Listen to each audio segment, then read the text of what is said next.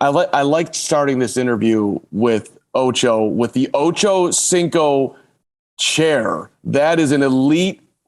Look at that. I mean, how many people have that, Ocho? Good to see you. You're working with Johnsonville, the official sausage of the American Cornhole League. I saw the video. You look amazing. How's your cooking skills? Why did you want to partner here with Johnsonville? I mean, it all makes sense. Johnsonville, what's my last name? There we go. Johnson to the Ville. I got you. Oh, yeah. It all makes sense. Obviously, August 5th, it's going to be on ESPN Ocho. I mean, what's my nickname? It all comes together. It all comes together. I got it. Yeah. It's synergy to the 10th power. There we go. So, all right, let's go through a little bit of football here. First of all, I mean, your Bengals, they went to the Stam Super Bowl last year. I mean, were you how is this even possible that my original team, all the success? Yeah, the funny thing about it is before the season started, I predicted us winning the AFC Championship. I mean, not the AFC Championship. I predicted us winning the division. I started off small. I said we're going to win the division. And if we didn't win, I would do whatever it was. And this was on the record. We went and won the division. So once we got to the playoffs and okay, we have a good chance. And then we kept winning. Like, holy crap, this is unbelievable. And I was stoked. I mean, I'm standing on couches, breaking stuff in the house. When they would win, it's like, dude, McPherson, Burrow, Chase, T, everybody had key plays throughout the playoffs that allowed us to get to that point. And that was so exciting. And I'm really hoping, for one, I understand the difficulties and how society and through sports, we've been spoiled with the Patriots continuously going year in and year out. And I don't think people understand how difficult it is. It's so difficult to get back. Dan Marino played with the Dolphins for how long? It went early in his career and was never able to reach, that stage again. And I'm hoping for us in Cincinnati, we continue to build and put the right pieces around Burrow, which are already phenomenal. And we have a chance at doing that again. So do you look at Cincinnati right now as the what in the AFC? Favorite? They're top, probably three. Obviously, with the team that have been consistent doing it year in and year out, Mahomes, the Bills. I mean, we have to be realistic. They've been able to do it, and they're going to be in contention year in and year out. And I think we have a chance to get to that point as well because of Joe Burrow and his eliteness at the quarterback position. We're going to be in a position to be one of those in contention no matter what happens. What impresses you most about Jamar? I mean, 1,455 receiving yards as a rookie ain't bad. You're shaking your head, I think, in appreciation. Everything. Yeah. Everything. Listen, he did something that's never been done before as a rookie. He said, I'm coming in to break every record. And guess what he did? Not every, but he broke a record right away off the back. So that means that lets me know one thing. He makes good on his promises. And that's very difficult to do, especially at the highest level. Bengals fans were on him when he was dropping balls in the preseason. They're like, he did that on purpose. He did it on purpose. Yeah. That was, I don't mean to curse, but that was a mind F-U-C-K. I'm not going to curse. I'm not going to say it. That's all that was. What, you think he was setting everybody up? I can't play? Yeah. He's setting us up. Listen, he just it's like riding a bicycle. He took a year off from college, Okay. It's about getting back in the rhythm. He had to get back in the rhythm, hand-eye coordination, seeing the ball, bringing it in. That's it. All he needed was a preseason. He comes out, has the best rookie career of all time in Bengal history. That says enough. Do you think he can get to the super elite level, Ocho level? I don't know. Oh, easily, especially, being elite and being great. It's all about one thing, just being consistent. I was consistent year in and year out. And for Jamar, as a rookie, you're not a surprise anymore. Now they know you're great. It's being able to do it. And obviously the onus also goes on the offensive coordinator and them putting them in position to continue making plays. But it's when they game plan for you and you still go out there and embarrass them. That's when you're great and do it consistently.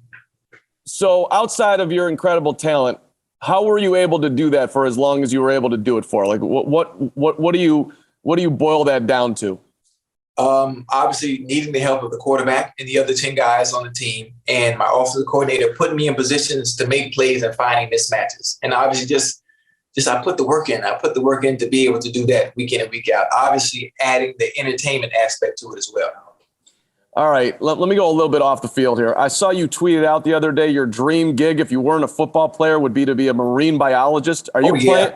Yeah, that's real. Listen, you know, my love for orcas and killer whales have been documented well beyond the years. I would have been a marine biologist, and I love orcas. I love killer whales. I know everything there is to know about them. And if it wasn't for the NFL, that is exactly what I would have done. You could have been elite as a marine biologist with the passion I'm feeling right here.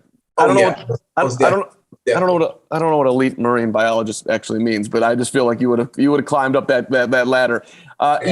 Ocho, you love Madden rankings. So, and we were talking about Jamar. They rated him at an 87, same as Brandon Cook, same as AJ Brown. Right. You want to re-rate him for us? You know what? He's great. He's already great at what he does. And knowing me being a part of those ratings and knowing Jamar and how he is and the way he's built his mentality, he would take that 87 and say, you know what? By week 5, I'll be a 93. Or by week 7, I'll be a 95. Or you know what? By midseason, I might be a 99. And that is how I took that rating when that was what we decided to give him based on what he did last year. And I think he's okay with that because he's going to use it as motivation. So you strategically rated him low so the Bengals will win football games and Jamar will be that much better. See, somebody that gets it. Somebody that gets it. I didn't want to go there and say it like that. That is exactly what we did. Hey, listen, none of this really matters at the end of the day. So listen, you got self-interest in there. I appreciate it. That's fine. Well, are you doing the same thing with Patrick Mahomes? Because he's below Brady and he's below Aaron Rodgers. I'm sorry, Patrick Mahomes is not below Tom Brady right now. Maybe back in the day, but go ahead. Listen, we have to find ways to continue to light a fire under some of these dudes. And that is one way to do it. That is one way to do it. All right. Fair enough. Hey, I want to go back in time just a little bit here. Are you still eating McDonald's as often as you did as a player? And is that really, yeah. Back then I kind of switched up. Right now I'm eating Johnsonville brats. I'm eating Johnsonville brats right now. That is my diet. That is what I consume each and every day for dinner. And that's just what it is. But before you partner with Johnsonville back in the day, how many days a week did you eat Mickey D's? I mean, every day. It's a great way to save money, which is why I have 80% of my salary from my playing days. You have 80% of your dough? Of course. I wasn't spending nothing. No. What was the most expensive thing you ever bought that you're like looking back at it now, like maybe I didn't need that, or that was the sweetest purchase of my life. I earned it. Well, this is the funny thing about it. All the things I purchased that were of true value didn't come from football money. It came from commercials, endorsements, and some of all the TV shows I were doing at the time. Who taught you the value of the almighty dollar, and you didn't end up? My grandfather. My grandfather was extremely cheap. He was extremely cheap, but he had money, which is weird. All right, why do you have money and you're not splurging? And you're not. We live in Miami. I'm from Miami. You know, Miami is about image, looking a certain way, and he was a complete opposite of that. And it's the way I am today. I'm from Miami, and Miami is about being flashy, you know, being seen and being flamboyant. And I had the persona of that on the field, but off the field, I'm completely different. Like I'm trying to say, hell, I lived in the damn Bengals stadium the first 2 years because I didn't want to rent a place. You know, everything was there. I didn't need anything. And I think it's a testament to him and the way he was. And I saw that and I gravitated towards him having money, but not having to look like money. I should know that, but maybe I don't. You actually, is that a true story? You lived at the stadium? Wait, you didn't know that? I did not know that. That's a bad job on my part, but that's amazing. Yeah. Listen, my rookie year, Dick LeBeau was our coach. I come in, they show me around the stadium. Dude, they have a player's lounge, they have a cafeteria, they have a cook, they have video game system, they had a huge TV, they had the showers in there. So my first thing to my agent was like, why am I getting a place? Why am I renting a place? Why are you telling me to go look for a place when everything I need is right here?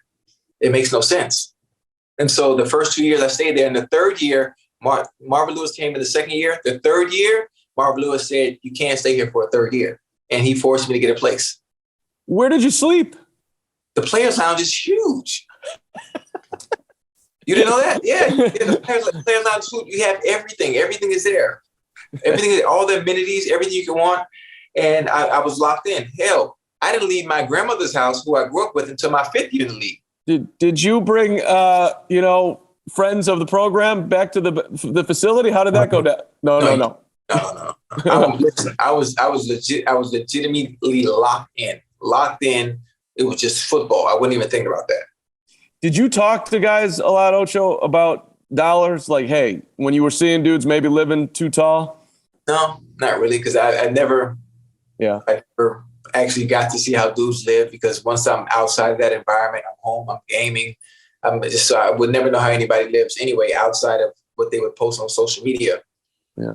10 years from now, or that's too far out. Let's just go. What motivates you most right now? Just your daily life. What excites you about getting up each day? Wanting to be good at boxing. Wanting to be good. Understanding the dangers that I put myself in and wanting to do it full time, sacrificing, knowing what it takes to be good at something, football, and transition into something else that you're okay at, but don't understand the basic fundamentals of it, but wanting it so bad that you're going to sacrifice and put that same time in that you did with playing receiver to get good at it. Like, that excites me. The structure, the discipline, the time it takes, the years it takes, people that have done it all their life and not wanting to disrespect them in their sport, and you putting that same value into it that they do. That excites me. Getting up every day, understanding when I step back in the ring again, I can get effed up. Like, that's exciting. That danger. You got to fill that vacuum, right? When you live the competitive life, something's got to come in. All right, two real quick ones on the way out. Best memory or biggest learn from your time in New England? It was awesome. You were going to win. You could go there. You could go there back then during that time. And guess what? They're going to put you in a position to win. It was fun. Wasn't able to contribute the way I wanted to, obviously. Hell, did they really need me? They had Gronk, they had Welker, they had Edelman, they had Aaron Hernandez. I mean, really? Where did I even fit in? But listen, I enjoyed the ride. I've never been to the Army. I've never been to the military. But if I had to take a guess on what it's like being part of the services, that's what it's like playing in New England. And it was a great time. For me, it was a great time. Bill, cool. I'm one of the few people that he can smile with, and you can make him smile and make him laugh. But what you see is what you get. And that environment it gave me a better understanding on why they won year in and year out, outside of having that special piece in Tom Brady. Yeah, I was going to say there's some serious Bill Belichick respect there in what you just said. Yeah. All right, give me one on the CFL. What's it like up there? What was the?